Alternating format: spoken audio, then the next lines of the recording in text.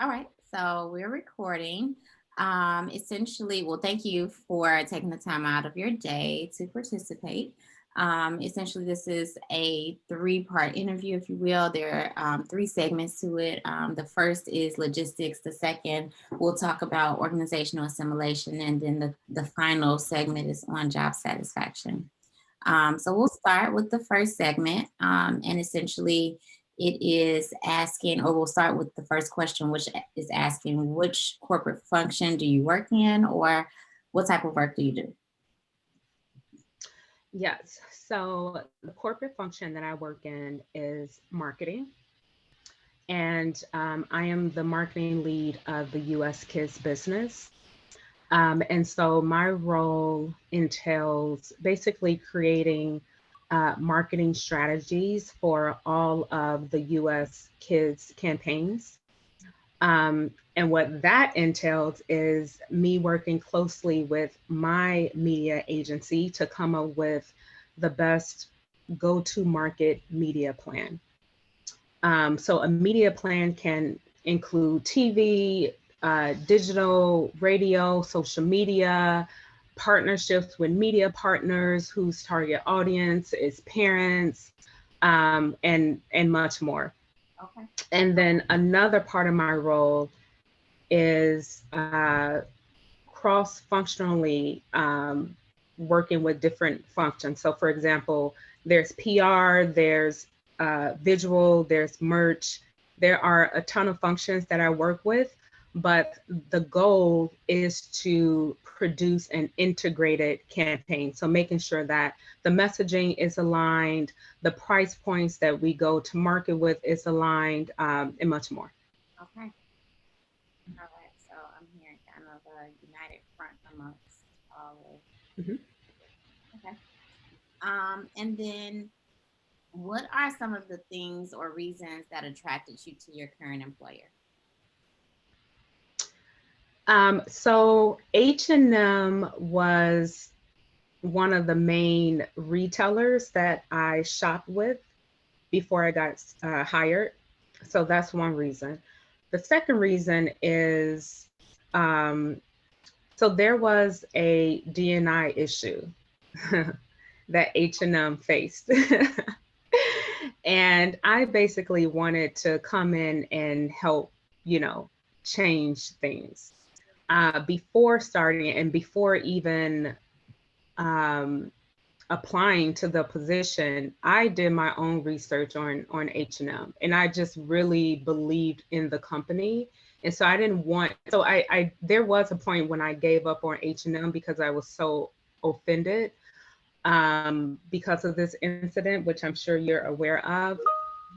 But again, because I believed in the company, and I knew it was basically a global issue and not a US issue, I decided to like give it a chance, and I knew that I would be able to make some changes within the organization. Got it. Got it. Okay. And then, so you spoke a little bit about a DNI issue. Are you aware of any DNI or diversity and inclusion initiatives at your current place of work? Yes, so we actually have several things going on, but I'll just touch on a couple. So we have a lot of panels and speakers for like special months. So for like, for example, Asian Heritage Month, Hispanic Heritage Month, Black History Month, you know, Pride Month. And so, there's like a lot of education and training happening when we have those panels and those speakers come in. And then we also have different initiatives like so for example loyalty, so we partner with different startup companies and companies led by people of color so that they can have, or a better way to put it, our audience, right, our H&M audience has awareness of those companies. And so this isn't just like oh, for Black History Month, you know, we partner with 3 companies. No, this is like always on throughout the entire year. But speaking of Black History Month, so we partner with, I'm not sure if you're familiar with this brand, but I think it's called Black Girl Sunscreen, No. maybe. But we partner with, she's a Black female owner, so we partner with that brand, and then we also partner with a Black owned candle brand. So just to give you a couple of examples. Okay. Cool. Um, so that was Black on Candle and then sunscreen. Cool. Um, what does inclusion mean to you? So inclusion to me, uh, in terms of like the workplace, it means an individual feeling included at his or her um, workplace. So,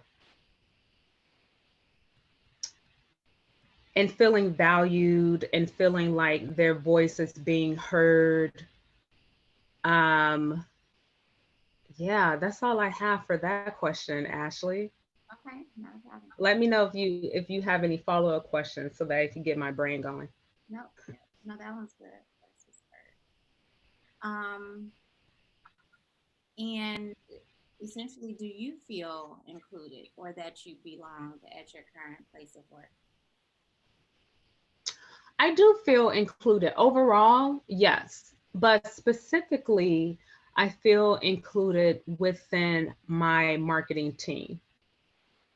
So I think it's safe to say that we have the most diverse group of employees within the marketing team. African American, Black American, because when I say African American, I mean like Nigerian, African, Hispanic slash Latino, Asian American. Like we are truly a diverse team. And our managers, who, by the way, and maybe we'll touch on this later, they're no longer with us. Well, they're on this earth, but they're no longer with the company. But they just did a really, really good job at making sure that we understood that we are always able to express our concerns, our feelings. We just all feel very, very comfortable with, talking to each other and working together. So, yet within my team, I definitely feel included. Okay. All right. Well, we have sort of tackled that first segment. We'll move on now to organizational simulation. Do you know what that means? If not, I can certainly provide. Sorry, Ashley, can you, I can't really hear you. Can you speak up? Sure. Oh, long delay. Okay. Can you hear me a little better? Yes, yes. So we'll talk a little bit about organizational assimilation. Do you know what that is? If not, I can certainly provide some context. Yes, but keep me honest. So, organizational assimilation is basically when a new employee starts at a new company, and there's like this whole assimilation process of like getting to know the company, getting to know like the behaviors of the employees, kind of like testing the waters, what they can do, what they can't do, like that. That's spot on. It's essentially introducing the culture, the expectations, the norms of the company, and vice Mhm. versa. The other piece to it though is that it should be a relationship, right, where they are allowing for the new hire to also establish those ground rules, right? So their expectations, their norms, what they're used to, what culture they bring to the organization. So um, and kind of knowing that what does that mean to you, especially at your current employer. What does that mean to me? Like my process. Yeah, what So I'll add. So the follow up question to that will, and maybe we can start with that question is, what did your Mhm. first 90 days sort of consist of, and then maybe that can lead into, whether or not this looks the same for you, versus, others. So, I mean, however you want to take that whole, we can sort of mesh them together, if you will. Yep. So my first 90 days at H&M was absolutely horrible. It was a horrific experience. It was very overwhelming. It's like they threw me in the ocean and it was either you drown or swim. I did not feel like I had any support. The onboarding process was terrible. Um, it People on the marketing team were very selfish, meaning like they only found time to do their work and not really help me. And later on, it all made sense. Like no one told me this. Of course, no one would tell me this, but like H&M at the time when I got hired was in shambles as a result of that DNI issue. And they kept that from me. So people were getting hired, people were getting fired. Like everyone was protecting themselves. No one had time to help me. So it was a terrible, terrible experience. Um, and then you asked me about, oh, what does it look for other? How does it look for other people? So, Or and then so we'll talk. So another question in that that we'll get to is, do you think you were assimilated similar to your peers? And also, so in discussing that first question on like what organizational assimilation means to you, is just like, what should that have looked like? You know what I'm saying? If that didn't look like what you thought it should have looked like, if that makes any sense. So that's where that first question, like, what does that mean to you, sort of come into place, and then we can also discuss um, if you feel that you were assimilated similar to your peers as a woman, as a black woman, as a relocated woman. Like, do you feel that you were assimilated similar to your peers? right, exactly. Um, that's a lot to unpack. um, so I feel like my assimilation process could have been way better. Now, I remember having a meeting about the core values of H&M, Okay. which like the core values of H&M are super, super strong. I live by those values in my personal life. And so I just knew it was going to be the perfect fit. But just because a company has values don't mean that they live by those values. Now, I'm not saying that currently we don't live by those values. It's just that at the time I was hired at the wrong time. Mhm. They had no business hiring anyone in that type of environment. So I think my assimilation process could have been like much more like, I guess, supportive, if that makes any sense. My team members, they could have been way more supportive. I agreed and completely understood the values of H&M, but I don't think that the employees at H&M were living by those values at that moment. Got it. And I think that it was a very unique situation for me because, again, like the environment was just, it was a disaster. And I think I was like the only person that was hired at that time. So I think the people who started before me and after me had a much different experience than the one that I had. And also, um, so the people that were hired after me, like if I saw them struggling or if I saw that they needed help in any way, because I remembered my experience and how I was just thrown into meetings to present and had no clue what I was talking about and had very little support, I made sure that I stepped up and like I was very empathetic and sympathetic to the new people starting at H&M, and those who I could reach and touch, or those who I had some type of connection with. Like I made sure that I was that support system to them because I didn't have that for myself. Got it. Okay. No, this is good. All right. So then, you last question, sort of this segment, and you kind of touched on it a little bit. Is do you identify with your organization's core values? I know you said that you sort of live and breathe them yourself. If top of mind, you could share what maybe a few of those are, and how you identify with them. Hmm.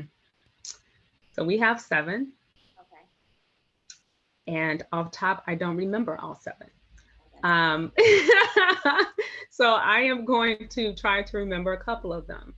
So one of them is cost conscious. okay. Now, personally, I think that I have a little work to do with being cost conscious. But because of where I'm trying to go in the future, I've been way more cost conscious in my personal life. And I think that's a value that I really resonated with because of the company, my former company. So prior to H&M, cost conscious was one of their values. Um, and so that was already like embedded, within me. So that was easy for me. Another value is constant improvement. Okay. So for me personally, that means like every day I should be improving. Every day I should be working towards my professional and personal goals. Every day I should be like marking off one of the to do items, within my list of that I created for my personal and professional goals. So like every day I'm constantly improving, constantly moving towards that goal. Got it. Okay. And then another one off top would be we are one team. So I guess I don't really know how to explain how we are one team comes to life in my personal life, but from a professional standpoint, I really feel strongly about um, team members working together, like more brains than one, having more than one brain Mhm. in a meeting or whatever is better than one. And I believe in helping each other, and that's something that's really really big within the marketing team. If we see one person struggling, we'll all step up and step in and help that person, and we truly are one team, and we definitely live by that value. Now if I was like in a relationship or had a husband or children, maybe that would resonate a little bit more, but I don't. Got it. No, that's and it is, it's certainly how you identify with them personally and or professionally, right? Like even if, like you said, how you were able to, with the cost conscious, how that was something with your previous employer and your current employer. Like those are things that people look for as they look for new employment, right? So certainly, I think this all fits. And so we will shift to our last segment, which is on job satisfaction. And we'll start with the mere question of: are you satisfied at your current employer? Why or why not? So, yes and no. Okay. Yes, because I really like where H&M is going overall from a sustainability standpoint. There are a lot of global initiatives that H&M is working on to try to make the planet a better place. It's really hard to do that because we are a fast fashion company. And so we're always just like producing product after product after product. Mhm. But there are things that we have in place, like, reducing the amount of water we're using, organic materials, using or partnering with these startup companies who are making materials in the lab. So partnering with them. So instead of using real leather, like, of course, we'll always use real leather, but like using faux leather by like using pineapple skin or apple skin or whatever. So there are just a lot of things that we have in place. Um, and I'm really happy where H&M is going from a sustainability standpoint. Um, I'm also somewhat satisfied because H&M has made some commitments to diversity and inclusion, and I actually see it in real time, which is really great. A lot of companies aren't as bold as H&M with speaking up, for things like Black Lives Matter and donating, a certain amount of money. But, we didn't just donate. We actually had some actions in place that, we're executing every day. So those are a couple of reasons why I'm satisfied. And then I said that I'm not satisfied because,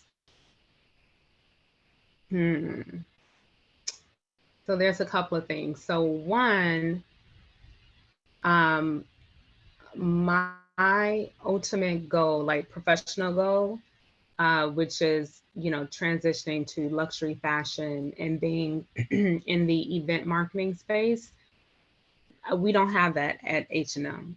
So of course I'm not satisfied because there's no place for me at H&M that aligns with my professional career goal. Now there is, like, let's say a function like PR where they do, a good amount of events, but like ultimately that's not where I want to be, right? Like I don't want to be on that team and I don't want to do what they do, right? So it's like there's no future for me at H&M. So that's one of the reasons why I'm not satisfied. And then also there are multiple things, but I'll probably touch on two more. So one is H&M is like supposed to be a flat organization. And so what that means, it's kind of hard to explain, but like no one is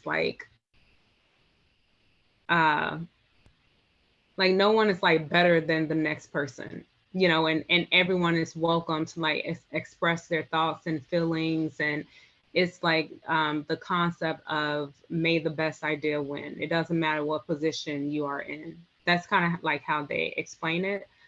But the problem with the flat organization, especially within marketing, is there really isn't a hierarchy. So there isn't really like movement within a marketing team. So you have like the 4 concept leads. So, I manage kids. There's one person who manages ladies, someone who manages divided, and then someone who manages men's. And then they recently, and wait, before I go to that one, and then there's the head of marketing. There's a head of like US marketing. So it literally goes from here to here. But as of like, I want to say 2 years ago, or like a year ago, they recently created a position in between that, really to promote someone that has been on the team for a while and that has been with the company for like 18 plus years. Now it's a whole story behind that. But my point is that there's little to no movement. So if the concept managers want to get promoted, all 4 of us would be fighting for that position. And it's just not the best situation for us. So that's another reason why I am not satisfied. And can I stop right there, or do you want more? No, that's good. That's good. Okay, so hmm, the next question was essentially, your top 3 reasons for why you feel satisfied or not satisfied. Your situation is a little unique in the fact that you are, but not, and I can certainly see, you know, why. So I think, if we just talk about why you're somewhat satisfied or your top three reasons why you're somewhat satisfied, it seems like sustainability is one, the commitment to DNI is another. And then if we talk about, still the somewhat, the flat organization, it just doesn't sound like opportunities to grow, right? Mhm. And then, of course, your personal goal, personal, professional, if you will, is to get into luxury and events, and that just doesn't exist at the current employer. So Mhm. I think I summed them up, maybe, right? Mhm. Okay. Mhm. All right. So then, if we shift gears a little bit, are there any activities that you are involved in that's sort of within your current employer, but outside of your work? So volunteer, anything, um, champion committees, or whatever that could look like outside of your work, if there's anything. Yeah, so no, not right now. We used to have a diversity and inclusion lead, which well, we still have one, but there we have a new one. But when we had the former one, which was our first DNI lead, she came up with the whole initiative, and it was like different groups and like mentorship, and it was just different groups that you could join. And I did join one group, but I wasn't committed to that group, and that's because of my workload Hmm. um, within the organization, and then also my personal workload, and I just couldn't commit. Even though I wanted to, I just prioritize other things. Got it. So the answer is no. Got it. Okay. So that's sort of, you talked about both. Then the next question was essentially, are there any mentorship opportunities available at your place of work? And are you involved? I don't know if the mentorship left when the former DNI person left, but are there currently any mentorship availabilities or? Yeah, so none currently. I feel like there was something around mentorship when she launched, her program. But currently, maybe the new DNI lead is working on something, but like there's nothing, I don't think, to my knowledge, I don't think there's anything. Okay, okay, understood. And then the last question then is, and you talked about this a little bit too. What are your personal slash professional goals? I know you mentioned one is to get into the luxury apparel and then event space. Is that essentially top of the, Yeah, yeah, yeah, yeah. So that's the personal goal. And then that's the professional goal. And then the personal goal, um, like very high level, is creating generational wealth. So there's no way I will be able to do that just by staying, at H&M, or H&M being my only stream of income. And so personally, I have different I guess passion points or buckets that I'm working on, whether that's real estate or stock market or launching a small business. But I have to do more than just, like I'm just not satisfied with just having a role at H&M, because again, there's no way you can generate wealth by doing that. You have to have multiple streams of income. So that's what I'm working on personally. got it. And it sounds like it's just not H&M. You're saying there's no way to just build wealth with having one stream of income at any employer, right? Like that just wouldn't work for you for really Yeah. I anyone. mean, Yeah. yeah. I mean, unless my family had, money. Yep. Got it. Okay. And then, so do you feel supported by your organization per your goals? Is sort of the follow up to that. And I know you mentioned again the luxury and events, and then establishing generational wealth. Not sure how those go.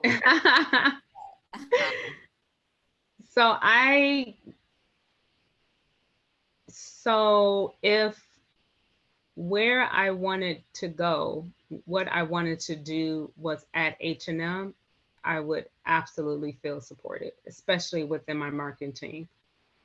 But because it is not, I don't think there's a way that they can really support that. I mean, they can support me with like, leadership and all of that. But as far as getting me to that next position, it's not within H&M, so they can't really support me in that way. Got it. They Okay. also can't support me with building generational wealth because I am constantly working on H&M work. And how am I able to do that when I'm ending my days at 8 p.m., 9 p.m.? So no, they're not helping me with that. Got it. I guess one of my follow-up questions though, would any of their benefits be helpful to establishing that generational wealth? If that makes sense. Like for okay. Mm-hmm. Uh sure. I mean, I have a 401k, but that's not good enough. That's not good enough for me. I need to have multiple ways of generating income. But yeah, I think the 401k is great, and their match. I do that. I think what is it like? If I can't remember actually, it's like 4% or 5% they'll match. I can't even remember like the terminology. I haven't looked at that in so long. But yeah, they have that. And I don't, I'm sure they have other like benefits, but I, so there's an opportunity because I should know more about the benefits and I don't. Okay. Got it. Hmm. Okay. Do you feel that you're making progress towards your goals? Are is sort of the last part to that question. Professionally and personally. Yeah. Yeah, I am. I am making progress. I definitely prioritize my personal goals. After work, I immediately transition to my personal goals, working on that.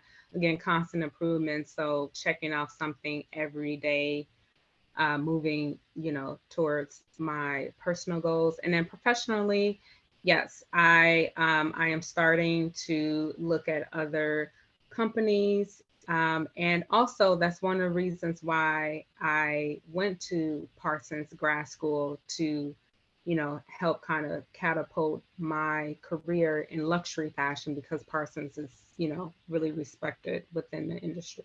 Got it. So and the last, and I'll just add this question because I'm trying to hear what would be. Do you feel that there's anything your current employer could do to make you feel more supported, or is it just can't exist there, To make me feel more supported with my next role. or just your goals? Yeah. I mean, they can, yeah, sure, they can help continue to develop me professionally, Mm, okay. like as a leader, my communication, my managerial style. Okay. So I don't know what those things are called, but yes, they can continue to help me like grow professionally. Got it. Okay. All right. Well, I think that we have reached the end of our interview. Unless there's anything more that you have as it relates to sort of what your current place of work does or is at least attempting to do to retain women. If no more, I think we're done. Um, no, I can't really, speak to that because I may have alluded to this earlier, but both of my managers have left within a 2 week time frame. The head of U.S. marketing he secured a new role to further, you know, his goals. And my direct manager, who's been at the company for 18 plus years, she's a woman, person of color, African, and the company wouldn't give her what she wanted, what she needed, and what she deserved. So she decided to no longer stay with the company. So today is her last day. Like I said, she's a woman. They did not support her. And so that completely put a bad taste in my mouth. And, you know, that had me questioning, you know, and does the company support me? So, you know, I'm unsure about the next steps for me, especially because, well, this is more confidential, but the H&M is going through regionalization, and usually that means people will be fired. And so, yeah, I hope that answered your question. Yeah. All right. Well, thank you.